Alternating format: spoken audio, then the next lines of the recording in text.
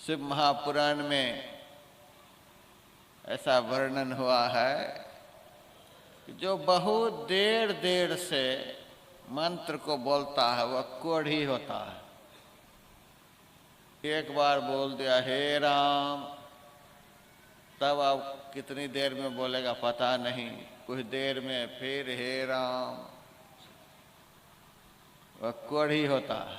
कोढ़ी तो नहीं हो जाएंगे, लेकिन आलसी आदमी का यह परिचय है। एक तो ऐसे ही नहीं कर रहे हैं, यदि कोढ़ी बना दूंगा तो आना ही मुश्किल है। महा आलसी आदमी को कोढ़ी कहती है, कोढ़ी आदमी है, महा आलसी। अरे भगवान का नाम लेने में बेटा को कितना पुकारता है, और अपने इष्ट का नाम लेने में इतनी देर देर। फिर कहते हैं बहुत जल्दी जल्दी जो नाम लेता है वह दरिद्र होता है। राम राम राम राम राम राम राम, भगवान को भी पता नहीं चलता है क्या बोल रहा है। लयबद्ध होना चाहिए मंत्र। एक मंत्र का दूसरे मंत्र के साथ लय जोड़ना चाहिए। बहुत को तो जाप भी करने के लिए नहीं आता है। मंत्र से मंत्र का लय मिला हुआ होना चाहिए। जैसे एक दाना से दूसरे दाने के बीच में धागा मिला हुआ होता है, लयबद्ध सिमरन होना चाहिए। प्यू प्यू रटो सूरत से पपिया प्यारे, यह भी तुलसी साहब की वाणी है। धरी गगन डोर अपोर परखे, पकड़ पट प्यू प्यू प्यू प्यू। गुरु गुरु गुरु गुरु गुरु गुरु, जिनको गुरु ने जो बताया है लयबद्ध होना चाहिए। एक मंत्र का फिर दोबारा लिया जाए तो लय बना हुआ होना चाहिए। लय में जब गवैया गाता है तो सुनने में आनंद आता है। बिना लय सुर का गा रहे हैं। कल तो कमाल हो गया था, हम अपने बासे पर से सुन रहे थे। यही मानुष देह समैया में करू परमेश्वर में प्यार, यह भजन गा रहे थे। लेकिन इतना सड़ा हुआ फिल्मी तर्ज पर गा रहे थे, हमें तो बड़ा अटपटा लगा। कौन गवैया थे, एक बार हम उनका दर्शन करते हैं। यही मानुष देह समैया में इतना गंदा फिल्मी सुर पर, संत मत के मंच पर से गंदा फिल्मी के सुर पर पदावली का भजन गा रहे हैं। इस मंच की मर्यादा होनी चाहिए। कुछ भी नहीं आता है गाने के लिए तो काहे के लिए चौड़े होते हैं। हारमोनियम कभी पकड़ना नहीं चाहिए।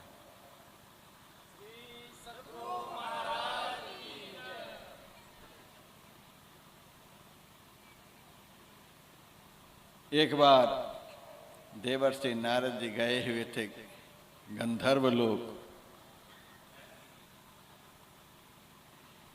गए और वे तो नारायण नारायण नाम का जप करते हुए जा रहे थे, लेकिन लय जो नहीं मिल रहा था। जब तो करते जा रहे थे, बीना बजाते हुए जा रहे थे, सुर ताल भंग हो रहा था। वहाँ उन्होंने देखा, वहाँ जितने भी गंधर्व लोक के देवी देवता सब लंगड़े लूले, सब लंगड़े लूले।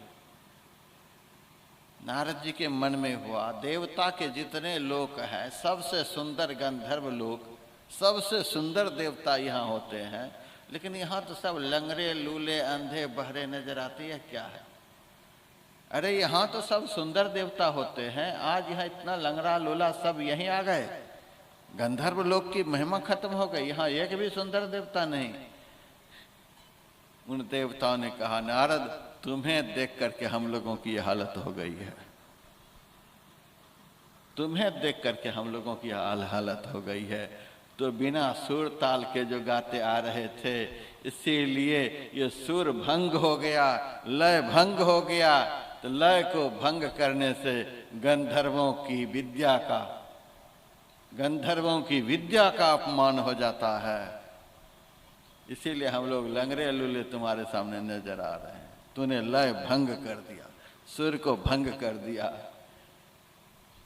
महात्मा बने हो और बिना हाथ में पकड़ लिए हो तो थोड़ा सा हम लोगों से आकर के सीख लो और फिर गाओ तो मजा आएगा। जैसे तैसे गा रहे हो। अपने बेटे को जैसे तैसे पुकार लें चल जाएगा, बेटी को जैसे तैसे पुकार लें चल जाएगा, नाती को पोते को जैसे तैसे पुकार लें चल जाएगा, और किसी को जैसे तैसे बुला लें चल जाएगा। लेकिन ध्यान के समय अपने आराध्य देव को जैसे तैसे लय सुर में पुकारेंगे तो यह नहीं चलेगा। लयबद्ध होना चाहिए। इसीलिए चातक का नाम लिया गया है। पकड़ी पट पीऊ पीऊ करे, लयबद्ध मंत्र का जप हो। चातक पक्षी जब काली घटा को देखता है तो दृष्टि रहती है घटा में, एक ही जगह पर उनकी दृष्टि रहती। चातक दृष्टि, काली घटा तो पूरे आसमान में छाई हुई है, लेकिन पूरे आसमान को थोड़े वह पक्षी देखता है। हमारे गुरुदेव ने इसका वर्णन किया है पदावली में। नयन कमल तम माझ, माझ कहते मध्य को, बीच को, तम माझ अंधकार के ठीक बीचों बीच। न ऊपर ख्याल जाए, न नीचे, न बाएं न दाएं, आंख बंद रहे, दृष्टि ठीक सामने रहे। ऊपर का ख्याल नहीं, नीचे का ख्याल नहीं, बाएं का ख्याल नहीं, दाएं का ख्याल नहीं, तम माझ एक जगह।